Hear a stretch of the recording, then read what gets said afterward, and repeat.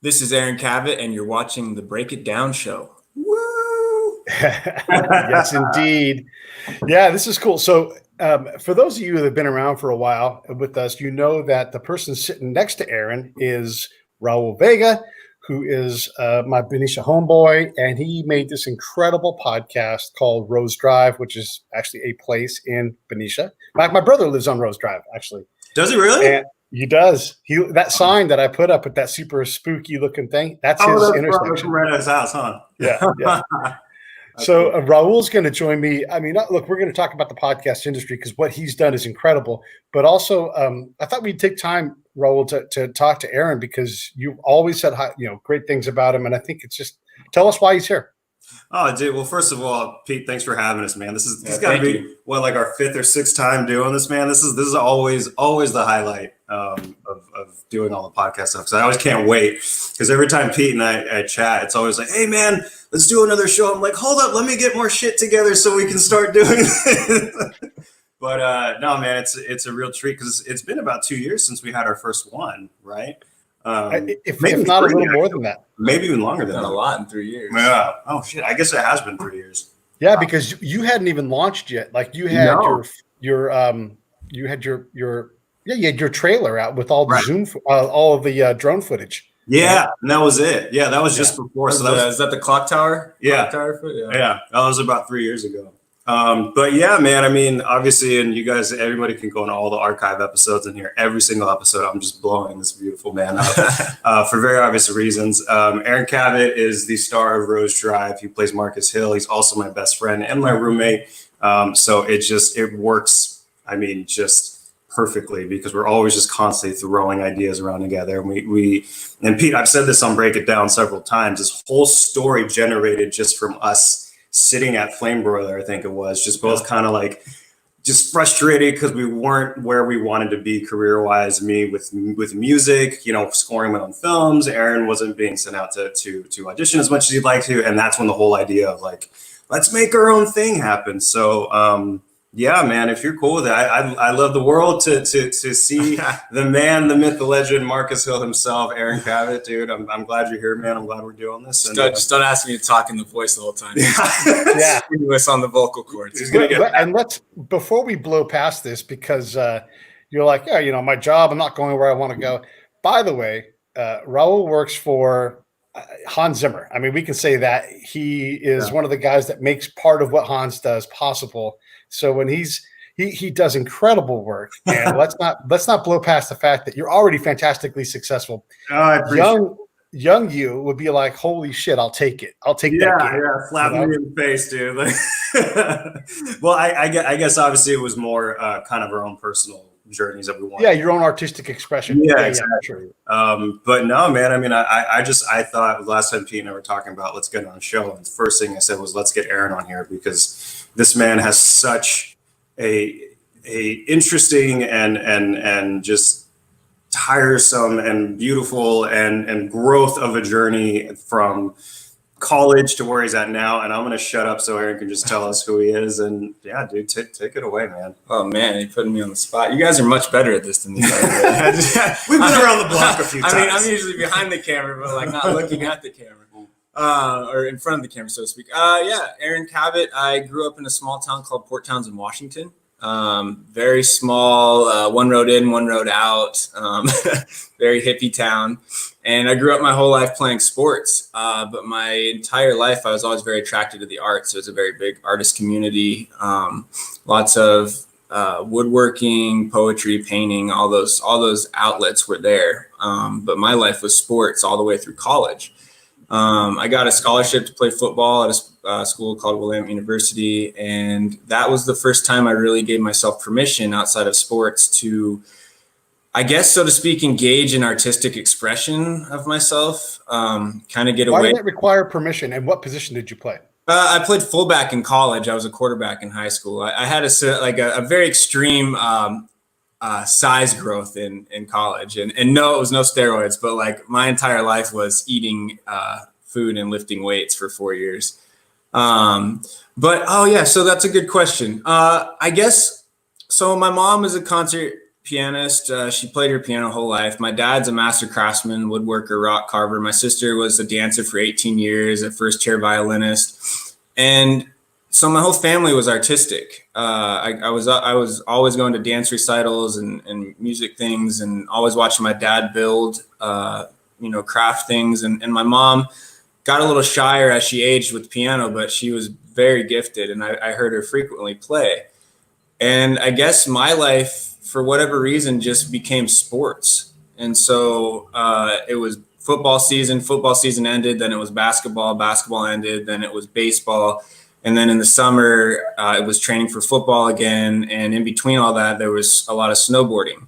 So I guess in a sense, it wasn't necessarily the permission, but I just never thought of it as something that would take priority over athletics. And then I got to Willamette, and Willamette's a liberal arts school. So we had to take art classes. We had to take art history and painting and acting classes and all that stuff. Poetry. I really fell in love with poetry in school. And so in addition to being a full-time athlete, I was in poetry classes, I was in acting classes, I was in art history classes, and I just fell in love with it. And I guess in the sense, it was the first time I realized this is something that was starting to grow in me more than actually sports, because as much as I loved football in college, it gets, in high school, it was pure. In college, it becomes this very political, high pressure, development system where you're either there or you're not. And I was fortunate for the 2.5 years. I came in as a freshman, didn't play a lot. Sophomore year, got a little playing time, but my last 2 years, we were a nationally ranked team, and I was a starting fullback. So I experienced being on top in a college team, but it was a lot of pressure. And I didn't feel that way with art. I didn't feel that way with writing poetry or just being able to sit outside in the sun and express myself. And it was just a new feeling inside. When did you realize that? I mean, look, you're playing at Willamette, so God bless, that's fantastic, and you guys are playing at a championship level. But at some point, you reckon with the fact that your game has reached its zenith. You're not going to go further. When did you hit that moment? I never had that thing let me try to go to the NFL or anything like that. It wasn't my dream. But unfortunately, both my senior year in high school and my senior year in college, my seasons ended very abruptly. My senior year in high school, I fractured my entire leg and was told I was never going to walk again.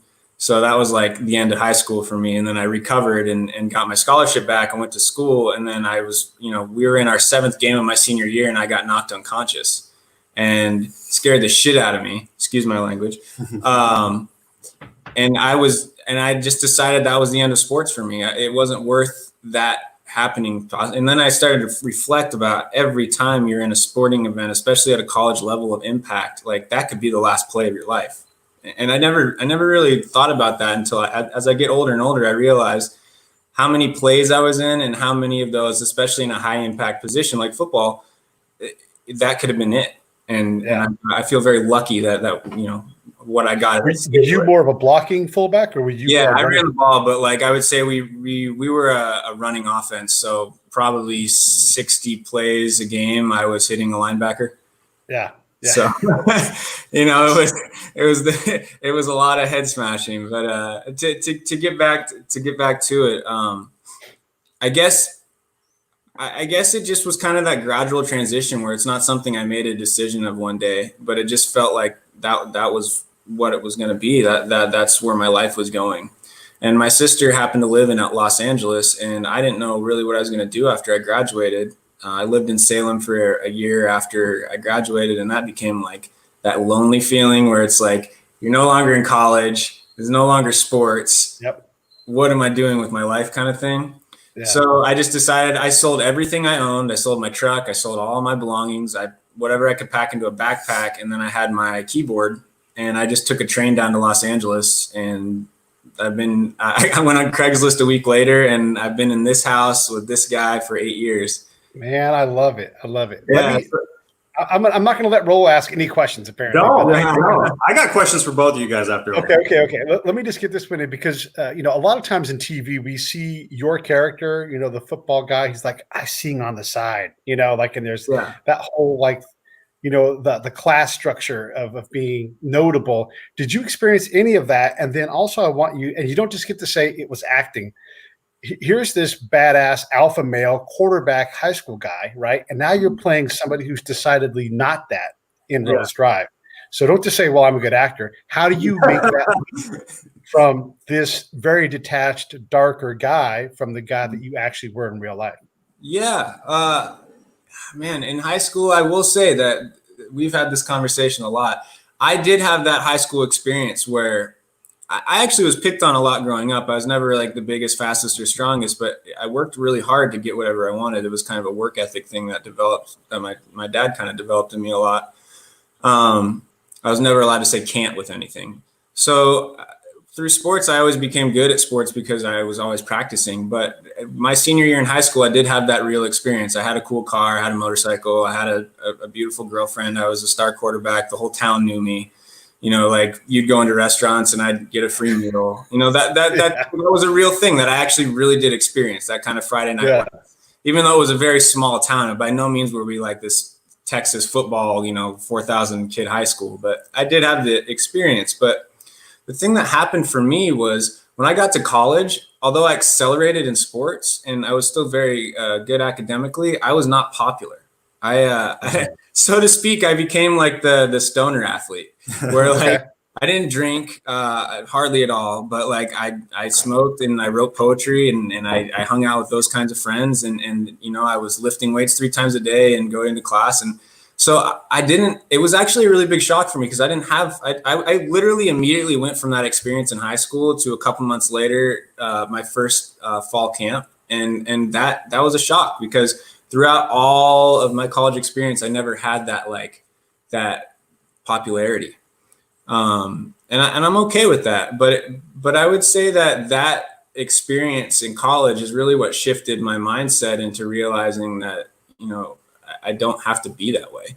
And then as I moved in with this guy, I still had that persona where I had to carry myself in a certain way.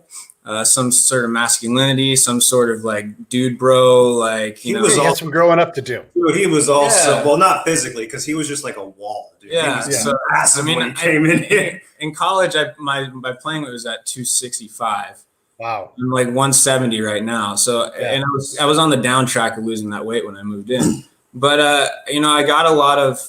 Raul was one of the first people, and that's why we probably become best friends, who kind of just progressively allowed me and called me out on like not being that way and allowing myself just to kind of be the goofy, weird, kind of like, I wouldn't say melancholy or like, but like, I'm very like polar. Like I'm very like happy, I'm very sad, but I'm always like, engaging. I'm always, a very, very engaging person. And I think that's what lended me to going into acting. So when we talk about Marcus Hill,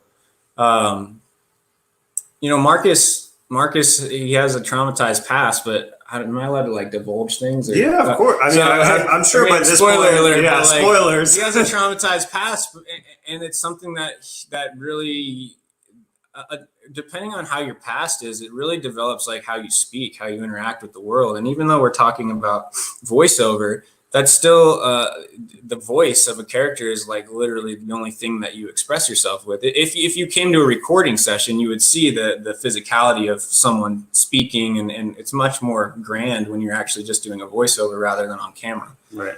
But Marcus comes from a traumatized past, which we come to find out like perhaps isn't actually his real past. These implanted memories, and then how does that throw for a loop? And we had to come up with like these different voices and these different like personifications of himself in different situations, and how he talks to Claire or the woman he loves versus the man that he's like searching after to seek revenge. And also how does he talk in his internal thoughts?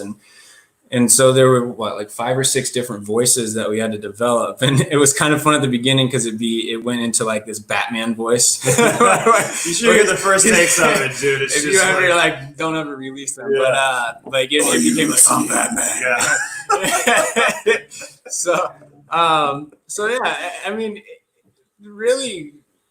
I mean, Marcus just kind of developed the same way that we wrote the show, or he wrote the show, is that it was kind of a freeform improv, jazz improv, where like we didn't really know where the series was going right away because we were doing it, as we did it. So Marcus kind of developed in that case the way the lines came out or the circumstances. But really, I'm a good actor. No, but on another ad lib, I guess that final frontier into me being like acting is what I want to do with my life. And by the way, music is something I love too. I love playing the piano and composing things. But I also train. I have my own training business down here. And I started training an athlete who's like a really top level skateboarder in the X Games community. And his aunt was very connected and in the Hollywood world. And so I by no means want to do any name dropping, so I'm going to leave that out. So I don't really want to put anyone on the spot. But I was at a Christmas party, and I was with a very intimate setting with someone who's like an extremely well-known actor, like right now. And I just told him, hey, this is what I did in school. This is what I feel like doing. And he sent me an email that night, and we've been in contact every now and then, pretty infrequently. But he sent me, I'll never forget the email, and I still read it every now and then. But he's like, you should absolutely do this. I see the same things in you that I saw in myself at this age, and pursue this. And that was literally right after I got that email, I enrolled in my first acting class. And I've bankrupted myself probably 3 or 4 different times in the last 8 years paying for acting classes. That's my guy right there. I like it. Like I'd have $10,000 in savings, but business would be down with training, but I'd still be like, well, acting classes are more important. And so that savings just dwindled down to zero. And then eventually for about 3 years, I became a part of a theater company, and I managed a theater studio that was with a really renowned acting coach. And so I didn't have to pay for class. So I developed this whole community where for about 3 years, every single week, twice a week, I was in an acting class, regardless. And so, so I guess my journey has just been, this is what I want to do. And instead of applying that determination from athletics, which is 4 hours of practice a day and eating properly and lifting weights, which I still exercise and follow that stuff to some extent, but all of that work ethic kind of shifted over into the acting world. Training my voice every day while I'm driving. We all sit in our car for 3 hours a day in Los Angeles, at least usually without COVID. So, I'm working on accents and I'm working on voice stuff in the car, and I look like a crazy person. Like anyone you see in the movie who's like letting a red light go because he's not paying attention running his line, like that was me, or is me. And I'm always in an acting class. I've never missed an acting class up until recently for a week or so. And even during COVID, I'm doing monologues. I'm creating like little short films through monologues, and just Raul's desire to create this voiceover, this podcast world, which he has really jumped into full force and become a real big force to reckon with. He allowed me to experience the first expression of voiceover and the enjoyment from that. And Marcus, probably 100 hours, couple hundred hours of being in a recording booth, just with different people, making new friends. Some of my best friends I got just from the connections that we've had in recording studios. So in a sense, in that long-winded, I don't know how long it's been, but yeah, like my story is small town dude who played sports and discovered that, I wanted to be the singer and the dancer and the actor, and I let myself do that. And it was a journey, and it still is. And I still sometimes fight that, it's not a masculinity thing, but I struggled for a very long time to become vulnerable in certain ways. And in those acting classes where they are real, like you will stand a foot away from someone and stare someone in the eyes for 2 minutes and not blink. And like the amount of discomfort that can cause to people that aren't used to it, especially when I first started acting. And then you think that, like it's going to be easy, like I'm going to book something or that kind of thing, and really it's been a grind, but I've had those successes. I've gotten my SAG card. I've had experience on national television. I've done wonderful work with my best friend on podcasts. I've auditioned at every major casting office and all the major studios, so like I've felt like I've implanted my foot and that I have a long journey to go, but I think all of that through that work ethic that I got through from sports. And we talk about that a lot. And I don't know if I was going to tell anyone who wanted to act that was an athlete, just apply the same thing. It's just realize how much time you put into sports, and you got to do that the same thing with art. And this guy does every day. That's an absolute theme on the show. You know, we've had veterans who have come through and are actors now, and we've had several, you know, high-end athletes. Pete Koch is a regular co-host and producer on the show, and he's like, you know, show up unprepared. Like, that's not what I do. You know, there's no way.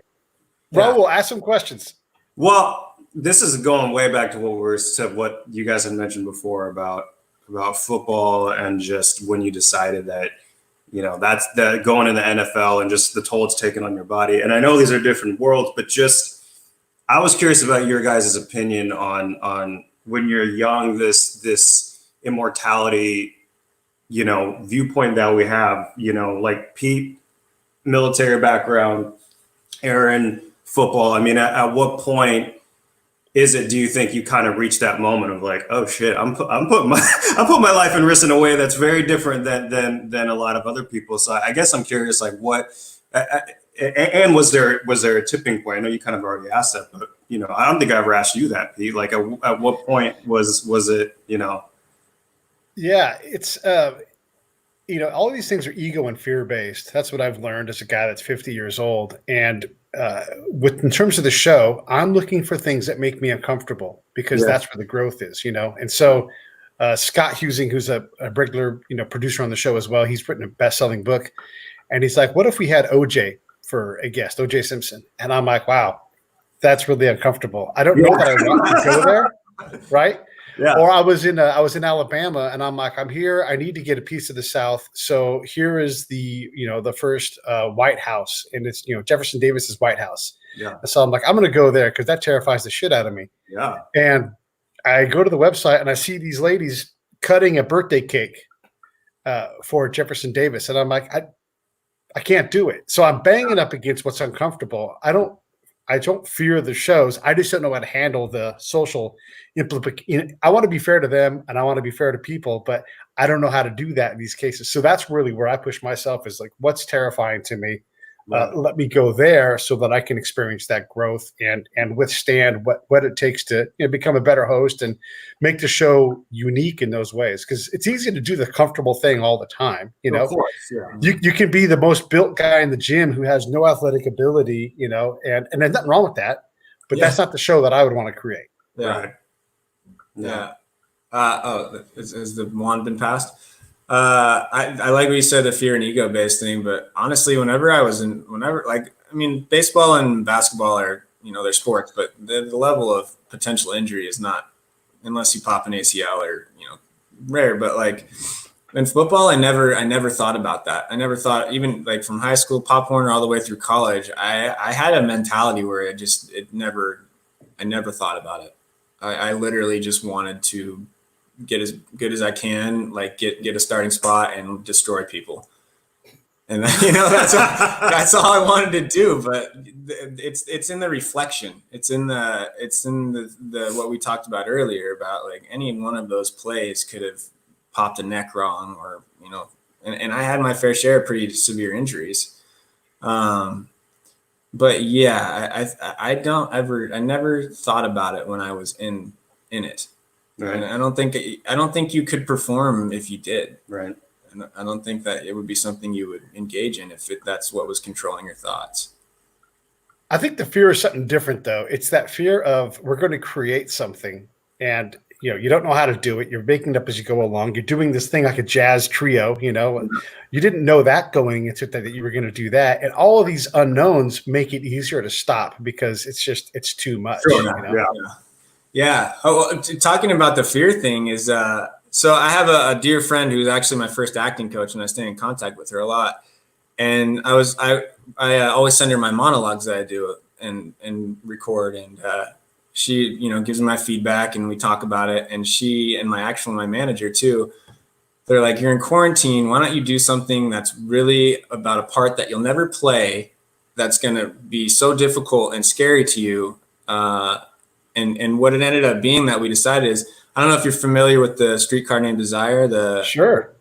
So there's a really long monologue that Blanche Dubois does, the female lead of it. And I'm actually working on that monologue right now as her. So again, I would never play Blanche Dubois, but to work on a monologue about a very old Southern aristocratic woman in fear for her, basically her life, trying to find safety with this haunted past, but like to develop the mannerisms and the voice of her and really like embody it like I was a woman is something like, again, that it's that fear thing where I have to shed all masculinity and embody this woman to speak this monologue, which is, I think is going to be a beautiful thing and a really beautiful experience. But that's kind of where I'm pushing my fear factor right now is digging into that piece of work without any expectation of trying to do anything other than grow. So, Damn. I don't know. That's where I'm satisfied with those answers. But I think it's something you can live by. That something in your life is always that motto that you talk about is growth comes from discomfort. Yeah. It's so true, and it's been true throughout history. But let's not call it discomfort. Let's call it miscomfort. Miscomfort. Because, you know, a lot of it is like you learn how to be comfortable. Look, like being sore after a workout, you're pursuing that at some point. It's not that it's uncomfortable. It's like that's where the growth is, you know? Right. Of course. Well said. Well, thank you. Yeah, and by the way, Blanche Dubois, nice. That's fantastic. You can also try any of the Elizabeth Taylor parts in Cat on a Hot Tin Roof. Because, she's wonderful too. Oh, she does such a great job. And it's such a character that you couldn't really even have in a movie today. You know, like it forces you to adapt over time, gender. Right. Fantastic.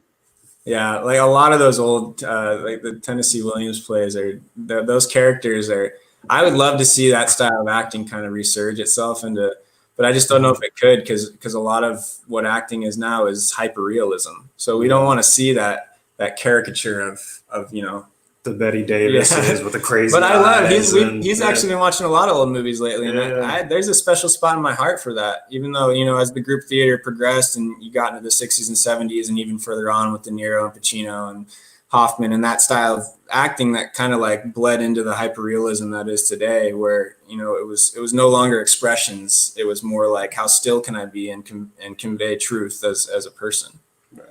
But I really like it. That's why I still like doing theater a lot, is because there's still an element of grandiosity that can be done on stage that most of the time a director will push you for away. sure.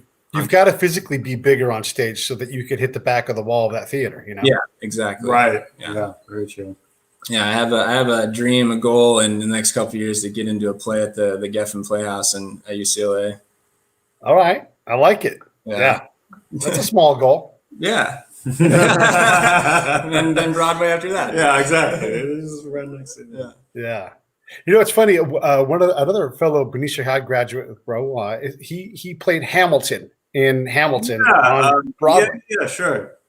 Yeah, and it's incredible because, and you guys were peers in class, right? At all, Ro, or you couldn't be too far apart though. This is Austin. Yeah, Austin Scott. I think we're several years apart. Okay. Yeah. But either way, I mean, here's a guy that was the traveling Hamilton. He's the longest tenured Hamilton. He's not Hamilton anymore, but he also was the Broadway one. And even for him, that role, he's like, it's time to move on to something else. Right. And of course, right as he was about to start this new play and be a featured new actor on Broadway, you know, everything got shut down. But what an incredible experience to be able to make that leap, you know, and make it gracefully, because everybody who talks to Austin or talks about him, everybody loves that person. It's one thing to get there and be like, yeah, that guy's a pro, but an asshole, you know? Right, exactly, yeah. But, you know, you guys both seem to have pulled off another aspect of that where you're, you know, everybody talks glowingly about you. Oh, that's very kind to hear. Yeah. I don't know, man. I think there's something really cool about just kind of what we're going back to. Everything's growing and learning, right? And there's growing pains throughout all of it. And that's been the most fun about this whole thing, is because, I mean, our thing from the very beginning when we started this was like, I don't know what the hell I'm doing. I don't know what the hell I'm doing either. All right, you want to make an ass out of ourselves, but have fun doing it? Hell yeah. You know? And then, you know, flash forward a couple of years later, we got a couple of pieces in Forbes and agencies, and man, you know, not that was not the goal at all. Right. Which honestly, I think is why why people were able to connect with it in the way, because then, you know, Aaron and I didn't set out to do this to be like, let's take over the world and this is our shot to what we just wanted to have fun with friends. And because it came from that, I think even in all the moodiness and darkness that is Rose Drive, you can still tell it's a bunch of friends that are just so in it, so much having fun. And just because I'm the one that's putting the words in, that doesn't mean anything, because at the end of the day, it's my cast and all of us that are going back and forth, bringing the words to life. And Pete, I know I told you this before, but I've learned something really interesting being a writer now, is the more you write your characters, the more you work with your actors, soon, at some point, pretty quickly on, your actors know the characters way more than you ever could. And there have been times where we were recording at the studio, and I wrote Claire's line, and Paige, who plays Claire, who's brilliant. She's been playing Claire for the last couple of years, of course, and she knows her very intimately. And I wrote like one joke line or something, and she read it, and she was like, "Wait, what's up with this line?" And I was like, "What? It's a joke." She's like, "Yeah, but Claire wouldn't say that. Raul, that's something you would say. That's a you joke. That's not something Claire would say." Right. And of course I was like, "What? No, I created Claire. Say it." And she's like, "All right." And she did in her voice. And I was like, "Yep, you're right. That's definitely Never mind. Never mind. You know her better than I do."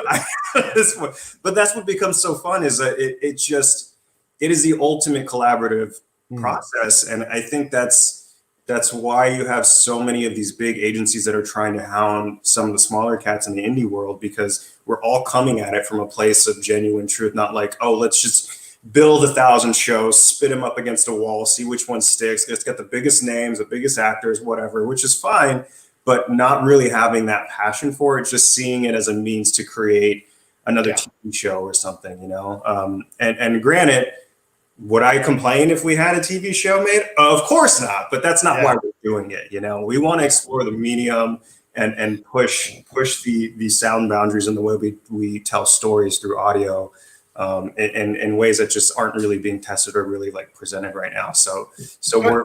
But let me say something about this though. You know, there are scenarios, a lot of them, where 10 years from now we're talking and you are a showrunner. You know, like that is an absolute path that is absolutely possible. You know, it's a whole lot less of a dream than it would have been 3 years ago. Like if I was to tell you 3 years ago, you know, when we met at Jay Moore's house, you would have been like, well, I don't know about that. That's too, but now it's like, no, like that's a reasonable path. Is that your path right now that you're working on? You know, interestingly enough, man, kind of. I mean, I kind of have been on a much smaller scale. I've been show running all the podcast stuff, because what I've realized is my favorite thing to do in all of this is to come up with the vision of whatever a show is going to be, right? Yeah. And so this is a log line that just jumped in my head. Let me start messing around with the characters. Let me start talking to my composers. Let me start talking to my sound designers, my logo designers. I get all that stuff going in the beginning when I'm really, really excited about something. And obviously the directing and writing and all of it I'm in love with, but I've realized the whole thing is what really fulfills me. And I love doing little bits here and there to make those things happen. But the best part is when you can get people excited about it, because you start tossing around ideas and stuff, right? So yeah, absolutely. Show running. I love the idea of just thinking of some silly idea, hammering out these things, and then bringing in the best people, better minds that can take this and run with it and grow it into something like, here's my idea, let's make it happen. One of my good friends, Stephen Doer, who I work with at the studio, he is going to be the creative producer on another project I'm working on, because I mean, he's also somebody just like Aaron, just endless amounts of talent, just constantly, whatever he does, he just learns really quickly, puts everything into it, whatever. But even though he doesn't have much experience in the podcasting world, his goal, what he loves to do, is to take somebody's idea and really help them flesh it out and bring that vision to life and thinking about the logistics of it, right? Because my mind goes all over the place. I'm like, "Ooh, this is cool. This is cool. This is cool. This is cool." Yeah. This is cool. If you don't have somebody to be like, "Yes, they are, but the show's about this and this, so let's focus on these two things." Sorry, I'm not camera. These two things, and make sure it's there. If you don't have a producer that you can trust, when you know, I've been my own producer in all of this stuff.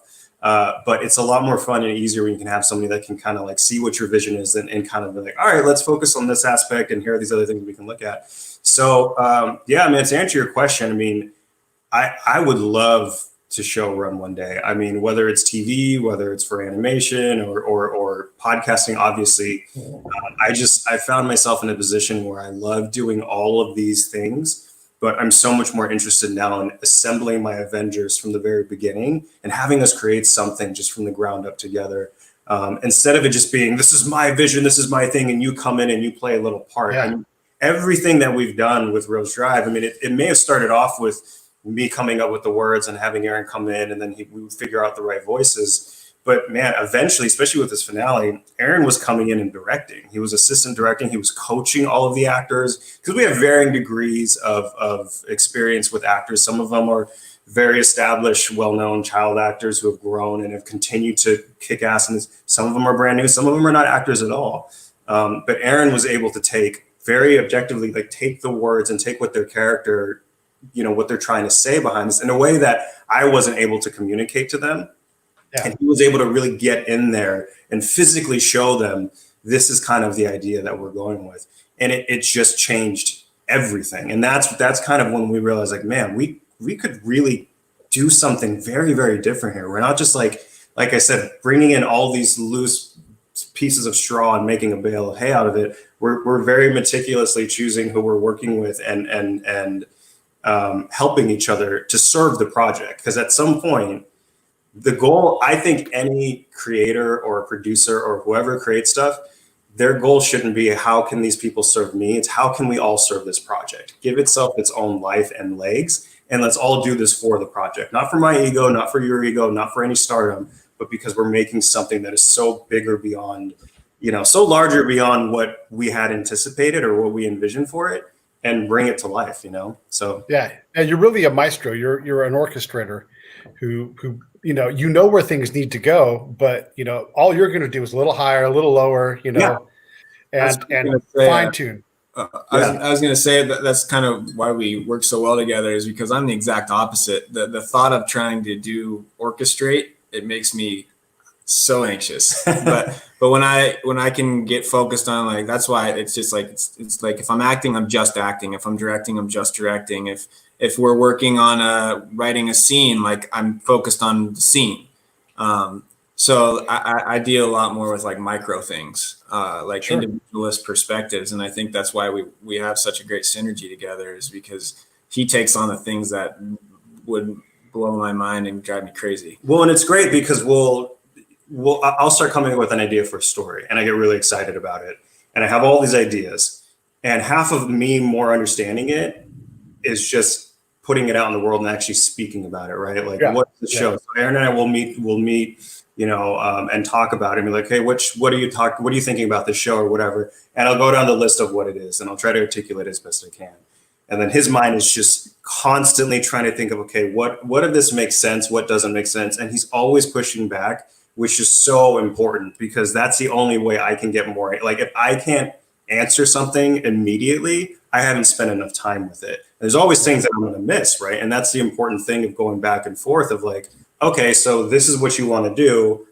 I like this, but this isn't really connecting. Have we figured that out yet? Are we forcing this into it? What are the answers at this point? And God, man, so many times I'm like telling him and I'm like, oh shit, I didn't even think about that. Or like, this is why I need to talk to you, because we can help each other really make this grow, as opposed to me just sitting in my room having my own, you know, like my own story that I've crafted out of my genius that's just my own and nobody can touch it. Now it's like, I have this idea. Let's talk about it. Does it make sense? Does it not? Cool. This works. This is what we need to spend more time on. This is what we need to work on. And then I go back in my room like, okay, boss, I guess I'll do it, you know? But it's something you learn just through both having the passion for whatever it is you're doing, you know? And I think it's a very rare quality to have, because God, man, the sheer amount of egos that we all deal with on a daily basis, especially out here, it just comes down to the people you're working with, you know, like, so. Yeah. And some of that ego you have to have, because this town takes advantage of people. And if you don't stand up for yourself and like, this is what I do, I know my voice, you know, if you don't, you know, all of a sudden you have real problems the other way too. Yeah. What, do you have, I'm asking Raul, do you have a showrunner mentor right now? Have you found somebody that's ahead of you that can really pull you towards where you need to be? Because someone's got to be showing you the next thing, you know? Yeah. Not currently at the moment. Through my agents and my manager, I mean, they've been so encouraging and so just like constantly getting in touch and guiding me. Peter Katz, who's my manager, Peter, if you're watching, what's up? He reached out to me a couple of years ago, just a fan of Roast Drive, literally hit me up through LinkedIn and through Facebook and Twitter, and was just like, you know, because back then I wasn't putting my name on anything. I really wanted to be in the first person world. And he reached out, he's like, who is the creator of this? I need to speak to this person. We got lunch and chatted, and he was like, first thing he told me, he was like, you have to put yourself out there, because it's like, I get what you're doing, but people also want to know who's making this. We want to know who to connect with. And he's just been so adamant about helping me grow, because he's been in this town forever. He just is very, very well connected, but also like just so genuinely honest about things. Like he never bullshits me with any. He knows I'm not somebody that will respond well if you're just blowing smoke, right? Or as John would say, washing my balls. You know? So with Pete, he's just been constantly like connecting me with people like, hey, there's somebody who works in the comic book world, or hey, there's this writer, or hey, there's somebody I want to connect you with, because what you're building, I think you could really help and grow and learn from each other, especially on the TV side and more of the visual and the film side of things. He's been very, very helpful.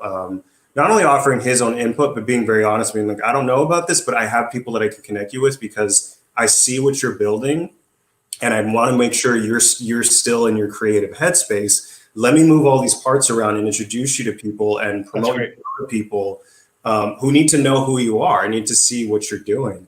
And with my agency, it's the same thing. I mean, I'll get emails, hey, we send your stuff to, you know, Blumhouse or MGM or whatever. And even though they're conversations and we'll have like Zoom meetings or now, of course, but it's really also just understanding kind of that team mentality, because that's exactly what it is, right? It's such an interesting kind of balance. And you can speak this too with a manager or any sort of representation, because you're both, you know, like they're banking on you on the belief that they have in you and your work ethic and your output. And they're the ones who are also a lot of times opening doors and introducing you to the right people. But it's a really interesting mentality, because it is very, very, very team oriented. And it's also helped me really kind of solidify what it is I want to do. I was able to find the language of wanting to know what show running was, just based on what I've built and what I've explained to people and them. I mean, they're like, damn, well, let's get you in that. You have that in you. Have you thought about it? I was like, oh, I never did. And then now I'm like, I can't stop thinking about it. I mean, he's already been doing, like, he's created so many shows already.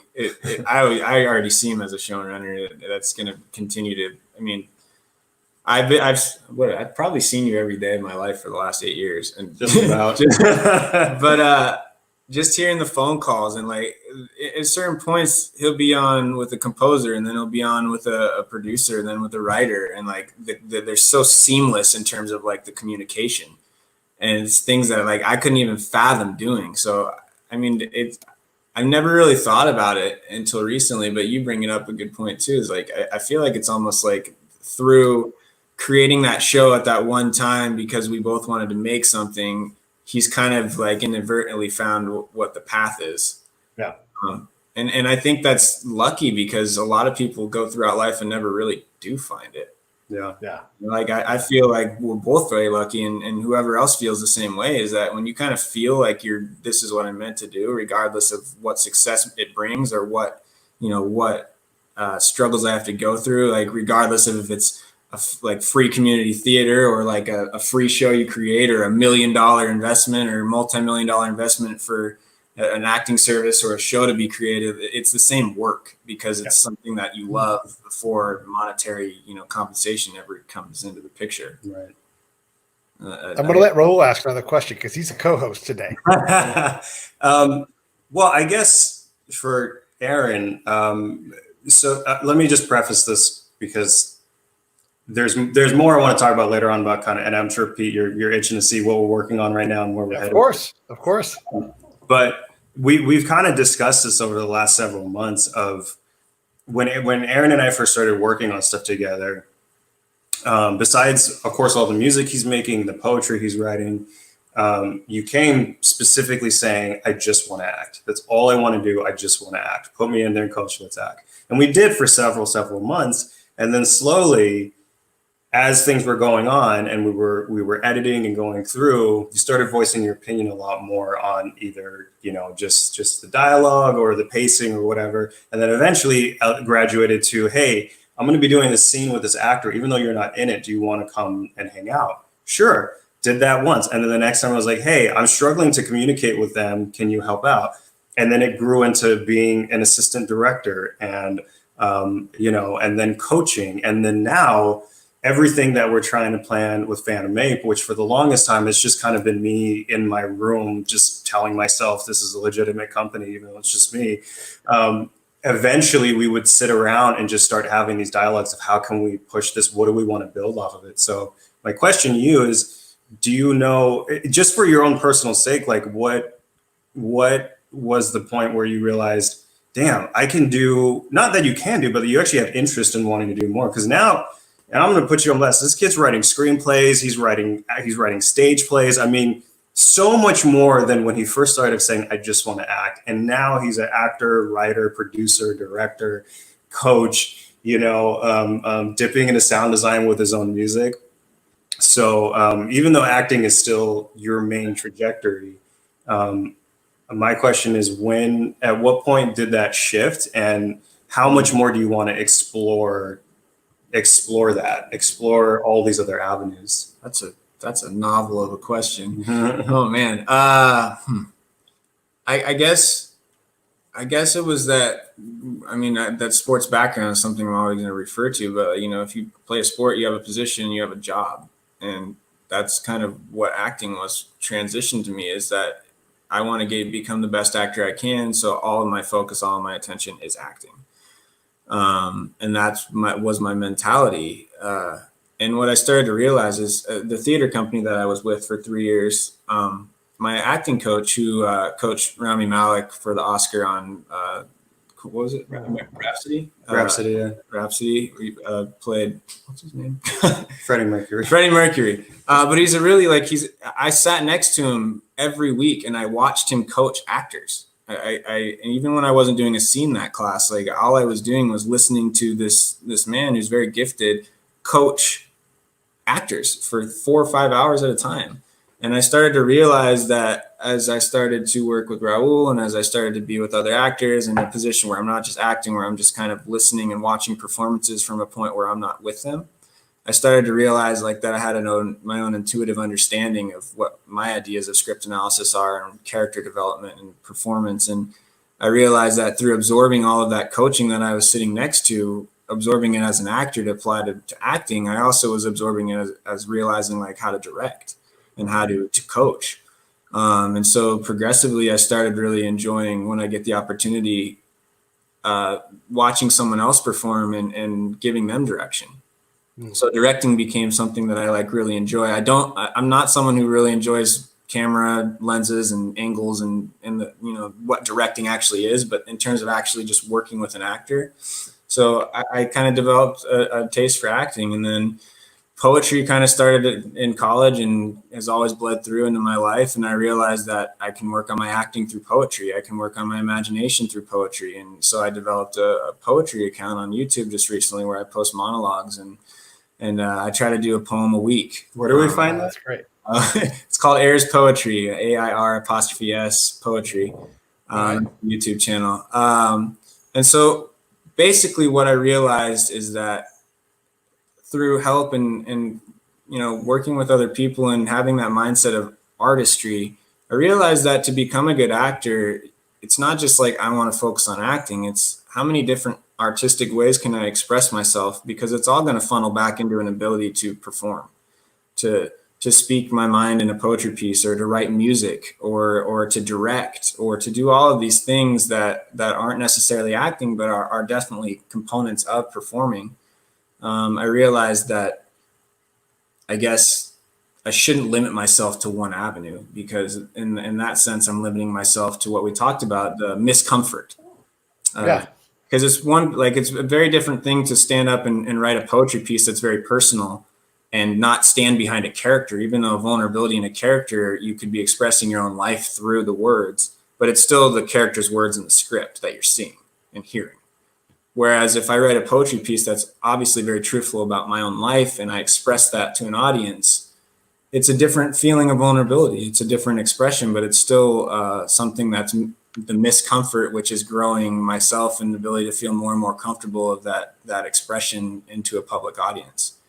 Right. And it's the same thing with music and everything else. So I guess to answer your question, it happened very gradually, and I have no plans to discontinue it. I think that it's only growing my ability to perform and create in every other way.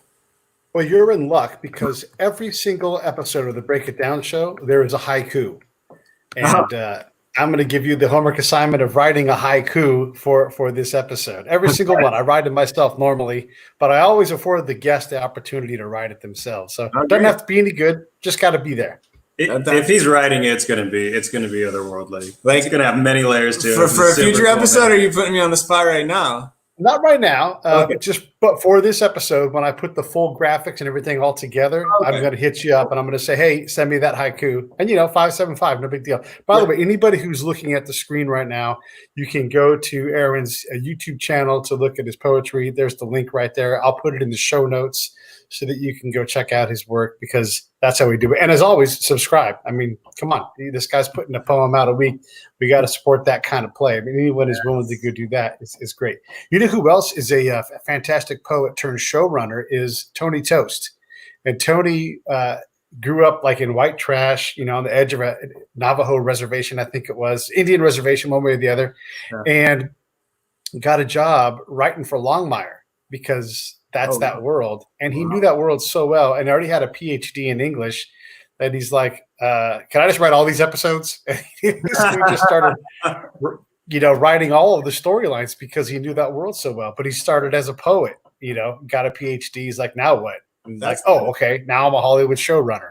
That's one thing that there's that avenue of Hollywood that you think about, like the nepotism of like my grandmother and then my father and my aunts, and they're all actors. So I'm obviously gonna, but so many people that I've met, there was no like plan. Like there's no one way into anything. Right. And I find it fascinating to, like, one of the first things I ask anyone who I first meet is like, what's your like story of being here? And of course, in a very polite way, I ask that. I'm not like trying to dig into someone's life that they don't want to explain, but I always find it fascinating of like, oh, well, I came from Idaho, and I was a farmer, and then all of a sudden I decided to try Hollywood out. I'm like, what a cool story! Like, that's a script in itself.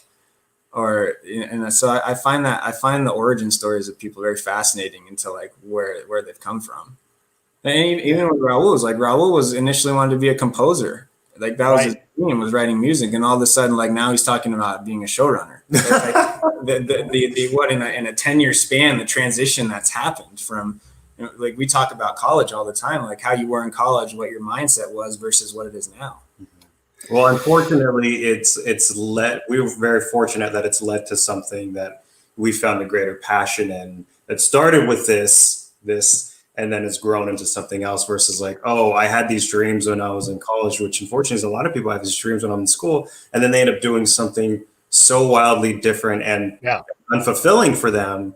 And it's like, damn, I had these aspirations of doing this, but life had, put me this way. I'm so fortunate that I wanted to be a composer, and I still love writing music. Now when I write music, it's for me.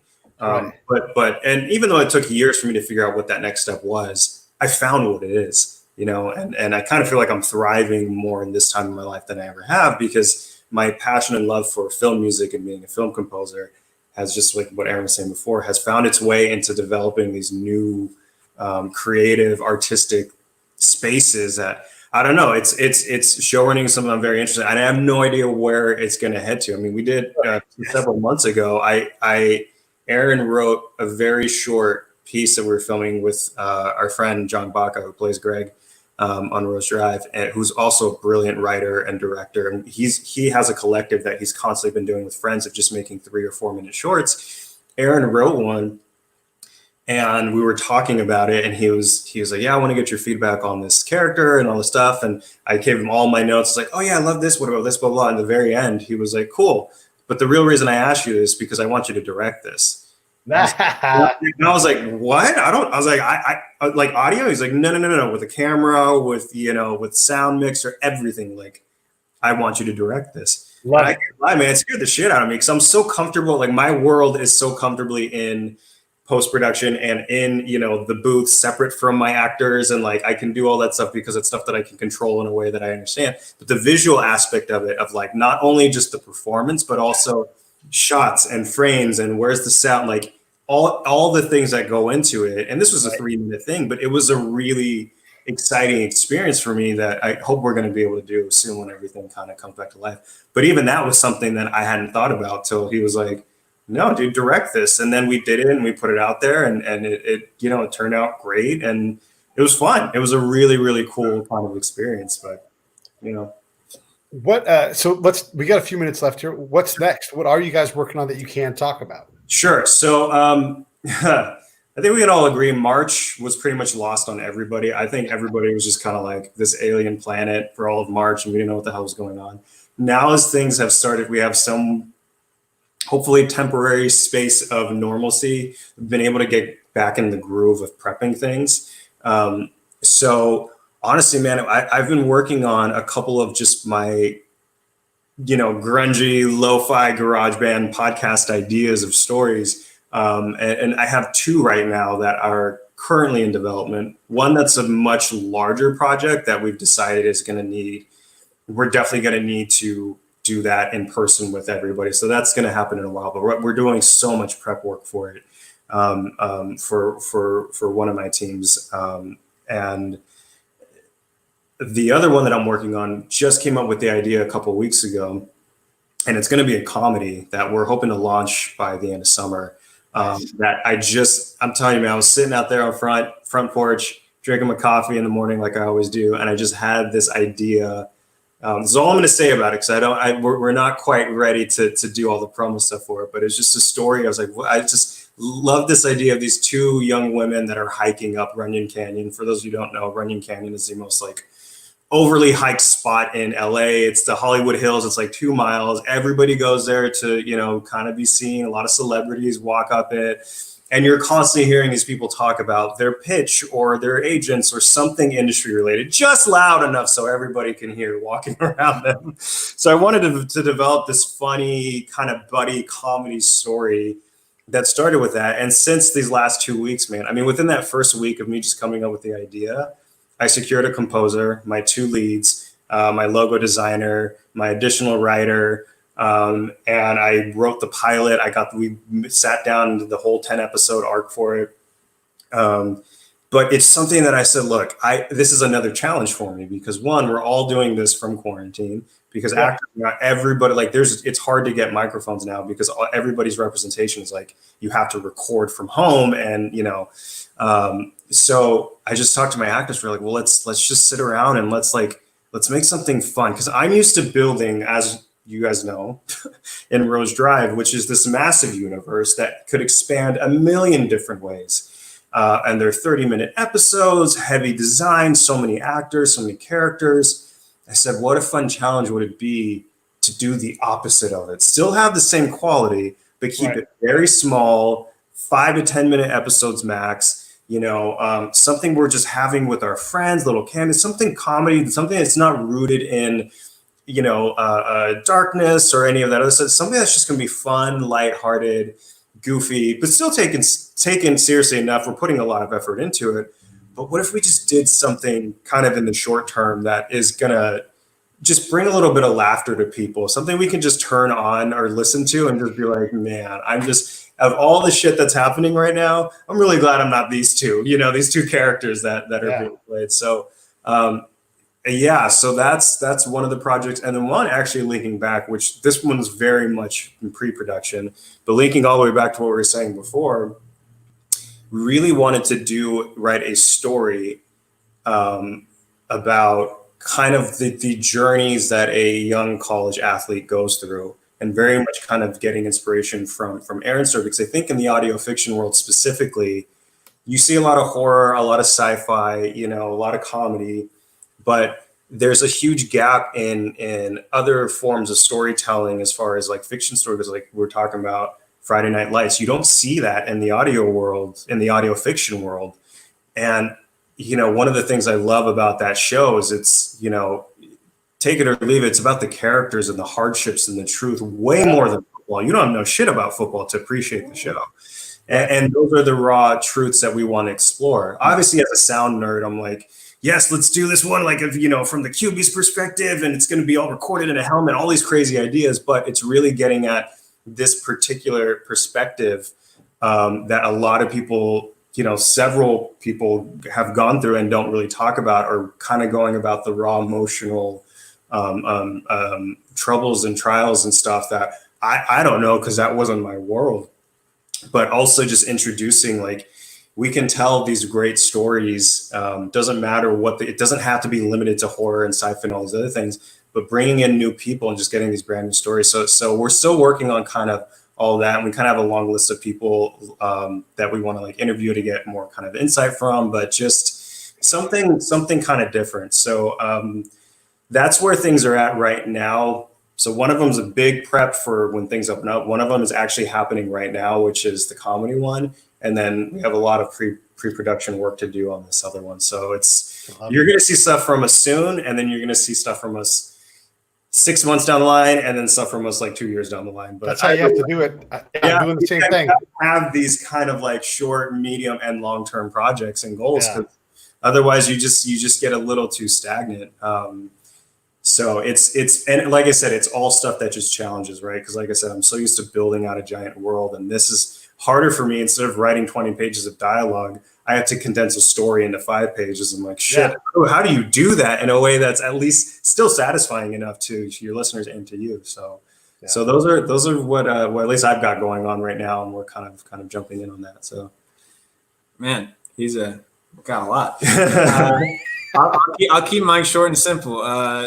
Like I said, still very direct to the acting, but I'm doing a collection of monologues. I'm working on that Blanche Dubois monologue, which is very long and extensive. So that's kind of my big project right now. But I've just recently fell in love with lo-fi hip hop, and I've been studying jazz piano for a long time. So I'm working on developing kind of a 5 or 6 song EP of jazz with kind of a lo-fi hip hop nature to it.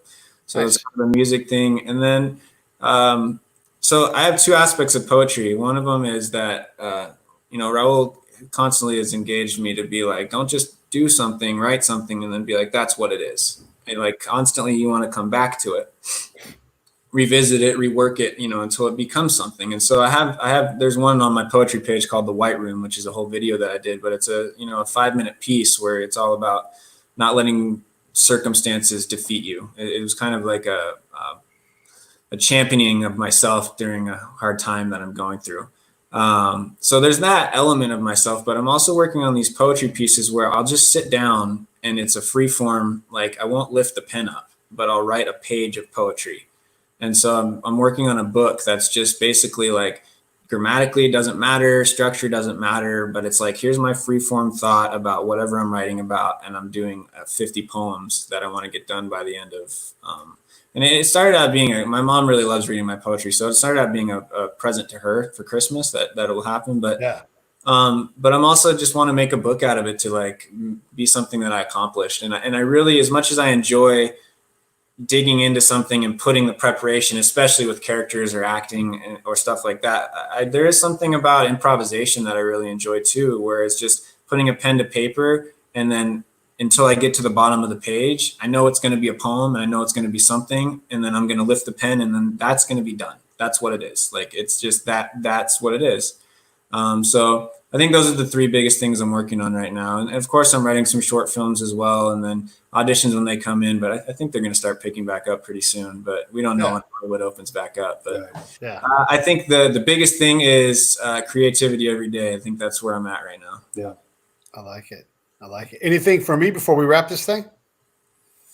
Dude, just thank you. I thank you. And I always, welcome. I gotta say, man, very, very, very selfishly, a big part of the reason why I love chatting with you, Pete, is it always comes at a time when I always feel like I'm not doing enough, and then every time we chat, you're always asking these really great questions, and we're always having this good dialogue. I'm like, oh shit, and like you are a beautiful milestone. Every single time we connect, every 6 months or years or whatever, man, it's always just so much fun, and so many of my friends and people that have either followed me or follow like Roast Drive or whatever, I always link back to these shows. I just did an interview with Radio Drama Revival, which is this long going show where they interview audio drama, audio fiction creators and stuff. And David, who runs the show or did, just sourced Break It Down and all these other things, and just like, man, you're just like,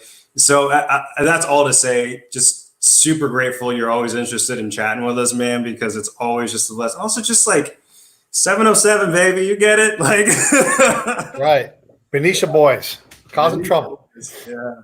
Yeah, dude. Well, thanks for that, and I appreciate it. I'm working on some things. I'm actually going to be bugging you with some questions here soon too, because I got Prison Chronicles in the shoot, all teed up, basically ready to go. Kind of, slow playing because of the COVID thing, but and then I've got a couple other projects. I've got a script being written right now, so there's things coming that I'm gonna be like, what do I need to do next? And you're gonna be like, you big dummy, don't do this, do that, and I'm gonna do it. Let's do it. That's what we do. We shoot straight. We help each other out. And I appreciate you guys coming on. It's so fantastic. I love sharing these stories. It's so cool to be able to do this, especially with folks from our hometown. Benicia, what's up? What? Here we are. Probably, I'm going to say right now, the two most successful podcasters from Benicia of all time. Yeah. And Aaron, you're doing great too. Thank you for coming on, man. I don't want to leave you out of the kudos. It's fantastic to do what you guys have done. And I want to hook you guys up with Pete Koch. Yeah, please. LA Raiders to actor, model, all that stuff. He's perfect for what you guys are trying to figure out. Whether you use him for anything, I just want you guys to know him so that you guys can swap stories if you need to. Do it, brother. Much appreciated, man. Much appreciated.